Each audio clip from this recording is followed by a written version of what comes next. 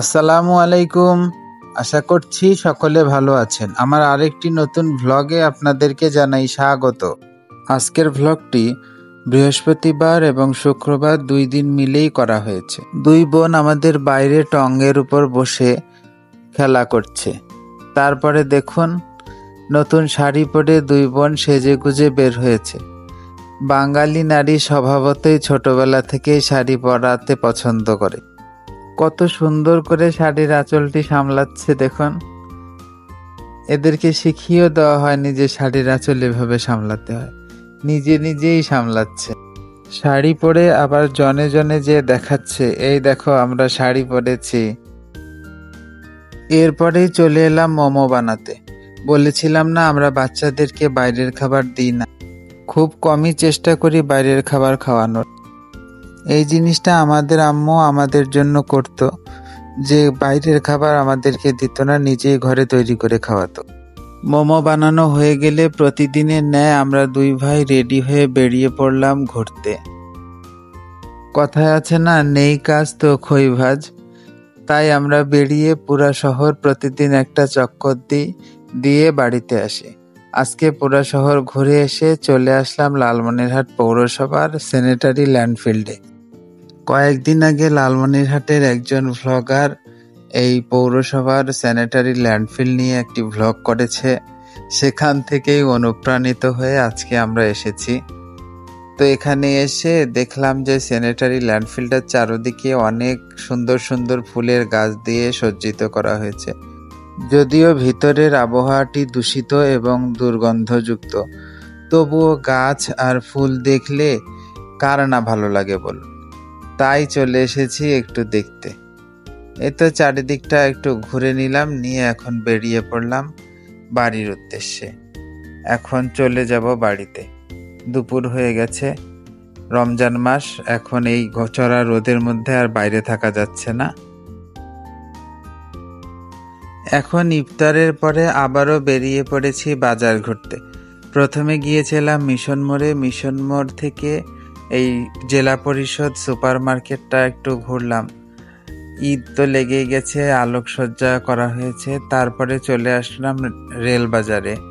রেলবাজার থেকে এখন ঢুকছি পৌরবাজারের দিকে। পৌরবাজারও লাইটে লাইটে আলোকিত হয়েছে। বাজারে মানুষের প্রচুর ভিড়। শহরের বাইরে যারা থাকতেন তারা ঈদ উপলক্ষে শহরে আসতে শুরু করেছেন, আর উৎসব লাগছে এখন। তারপরে এসে দেখি 4 ভাই বোনের এই কাণ্ড। এটা পরের দিন সকালে। আবারও ওদের জন্য খাবার তৈরি করছি, প্রিজার্ভ করতে হবে। আজকে তৈরি করছি চিকেন কাটলেট। এটা বাংলাদেশে যে ট্রেনগুলোতে চিকেন কাটলেট পাওয়া যায় সেই অথেন্টিক রেসিপিতে এটা তৈরি করা হচ্ছে। বললাম না আম্মু আমাদেরকে সবসময় ঘরে তৈরি খাবার খাওয়াতো। এখানে এই দেখুন ঘি তৈরির প্রস্তুতি নিচ্ছে। ঘি জিনিসটা আমাদের 3 ভাইয়ের অত্যন্ত পছন্দের একটা খাবার। আমাদেরকে যদি তরকারি ছাড়া 3 বেলায় ঘি দিয়ে ভাত দিয়ে দেওয়া হয় আমরা খেয়ে নিব। ওইদিকে ঘি তৈরি হতে থাক, আর এইদিকে আমি চলে এসেছি আমার চিকেন কাটলেট তৈরি করতে। এই চিকেন কাটলেট তৈরির মূল উপকরণই হলো মুরগির কিমা আর পাউরুটি। এখানে ময়দা ব্যবহার করা যায় না। পাউরুটিটিকে দুধ দিয়ে প্রথমে ভিজিয়ে নিতে হয়, তারপরে চিকেন কিমার সাথে মেখে নিতে হয়। চিকেন কিমাতে যাবতীয় মাংসের মশলা আমরা যেসব ব্যবহার করি ওইসব দিয়ে মেখে নিতে হয়। নেওয়ার পরে কাটলেটের আকৃতি দিয়ে প্রথমে ডিমে চুবিয়ে নিতে হয়, তারপরে ব্রেড ক্রামে কোডিং করতে হয়। কোডিং করে ভেজে নিলেই হয়ে যায় এই চিকেন কাটলেট। একবার বাড়িতে তৈরি করে দেখবেন, একবারে ট্রেনে যে চিকেন কাটলেটের স্বাদ আপনারা পান সেটাই পাবেন। আমি যেহেতু বাচ্চাদের জন্য তৈরি করছি, এখানে একটু ঝালের পরিমাণ কম দিয়েছি। এখানে এতগুলো কাটলেট বানানোর পিছনে একটাই কারণ, বাচ্চাদের জন্য সংরক্ষণ করা। কারণ ওরা যখন তখন যে কোনো কিছু খেতে চায়, ফ্রিজ থেকে টুপ করে বের করে ভেজে ওদেরকে দেওয়া যায়, সেই জন্যই এতগুলো করে তৈরি করা হয়। এসব প্রিজারভেশনের কাজ তো আমরা অনেক ছোটবেলা থেকে দেখে আসছি। এখন তো দেখি আমার মায়েদের কাজ বিভিন্ন রকম কোম্পানিও করে বাজারে বিক্রি করছে, কিন্তু আমরা সেটাতে বিশ্বস্ত না। এখনো নিজে হাতেই তৈরি করে খেতে পছন্দ করি। বাইরে কে কি উপায়ে বানায় সেটাও আমরা জানি না, এই জন্য মনে একটু খুঁতখুঁতি থেকে যায়। বানানো হয়ে গেল আমার কাটলেটগুলো। এখন ডিপ ফ্রিজে কিছুক্ষণের জন্য রেখে দেব। একটু হালকা শক্ত হয়ে গেলে তারপরে সেগুলোকে ফ্রিজ থেকে বের করে আলাদা বক্সে গুছিয়ে রাখবো।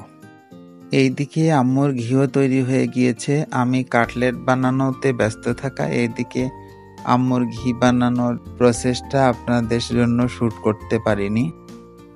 বাচ্চারা তো সবসময় আমার পাশেই থাকে। বানাতে বানাতে কিছু ভেজেও দিলাম ওদেরকে। গরম ঠান্ডা হোক। কেমন লাগছে? মজা? আব্দুল্লাহ আর আবু তালহা বাইরে সাইকেল চালাচ্ছে। মাশাআল্লাহ। আর এখন ওদের সাইকেল চালানোর জন্য কোনো রকম সাপোর্টের প্রয়োজন হয় না। ৩-৪ দিন হয় ওরা এটা শিখে গিয়েছে। শিখে তো খুবই আনন্দিত। এই ৫-৫.৫ বছর বয়সেই ওরা কোনো রকম সাপোর্ট ছাড়াই সাইকেল চালাতে পারছে। ওরা ২ ভাই কিন্তু বেশি দিনের ছোট বড় না, মাত্র ৮ মাসের ছোট বড়। এটা কি করা হবে এখন? কিসের জন্য? ঈদের জন্য। আমাদের আজকে এখানে তো নয়ার হাট। নামাজের পরে চলে গিয়েছিলাম হাটে। হাট থেকে একটি খাসি কিনে নিয়ে আসা হলো ঈদ উপলক্ষে। এটা জবাই করা হবে। আর এসব খাসি গরু জবাই করা বা প্রসেস করার জন্য আমাদের তেমন কোনো লোকের প্রয়োজন হয় না। আমরা ৪ বাপ বেটাই এসব করে ফেলতে পারি। ৪-৫টা খাসিও আমাদের কাছে কিছু না। আলহামদুলিল্লাহ, কোরবানির ঈদেও আমাদের তেমন কোনো লোকের প্রয়োজন পড়ে না। আমরা নিজেরাই করে নিতে পারি। আমার দাদা যখন বেঁচে ছিলেন তিনিও এসব কাজে এক্সপার্ট ছিলেন। ইনশাল্লাহ আমাদের ভবিষ্যৎ প্রজন্ম এসব কাজ করতে পারবে। আজকে বড় ভাইয়া নাই, ও ওর ডিউটির জন্য বেরিয়ে গিয়েছে। ও থাকলে ও লেগে পড়তো। ও নাই জন্য আমরা ৩ জনই কাজগুলো গুছিয়ে নিলাম। কাটাকাটির পরে সবকিছু গুছিয়ে ফ্রিজিং করা পর্যন্ত আমার দায়িত্ব থাকে। সেসব করে নিই।